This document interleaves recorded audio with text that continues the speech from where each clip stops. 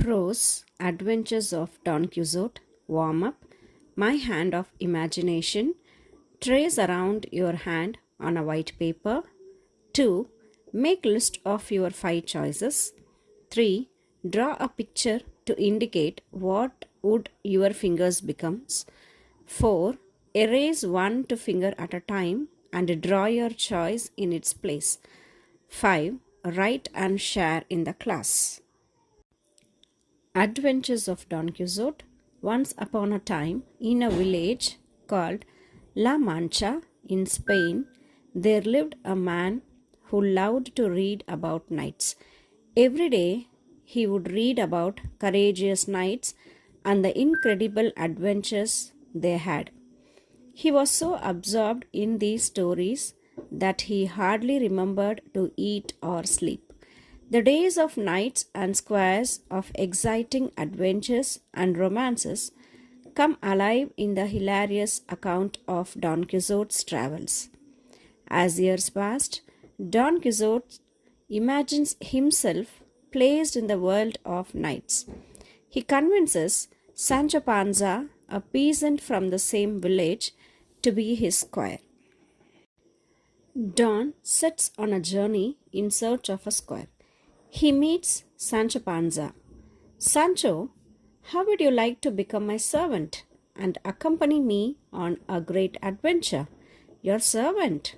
Yes, if you serve me faithfully and honestly, I will reward you with an island. An island? Are you serious? Yes, master, I will come with you. I owe it upon my honor as a knight, so will you come with me? The two men set out on a journey together. On the hill in front of them, they could see a large old windmill. When he saw it, Don Quixote's eyes began to sparkle. Look, Sancho, how dare that hideous augury block our path? What? An augury? Where, master? That's a windmill. I tell you, these are auguries, and if you are afraid of them, go aside and say your prayers while I engage them in combat. Master, that's a windmill. Don Quixote flew towards the windmill and collided with it. Ha! Prepare to face my spear, augury. Unfortunately, Sancho's shouts and warnings passed unheard. Don Quixote and Rocinante charged the windmill at full speed. Master, are you all right? See, I told you it was just a windmill. Did I not give you a fair warning? Look, Sancho, the augury is more seriously wounded than I am. You are absolutely right. You are a great knight indeed, and you have defeated the fearsome windmill beast. Listen to me, Sancho. Someday people will write of our great exploits, but we must prove worthy of that honor by vanquishing villains and upholding justice. Do you understand? In fact, the windmill was working perfectly fine.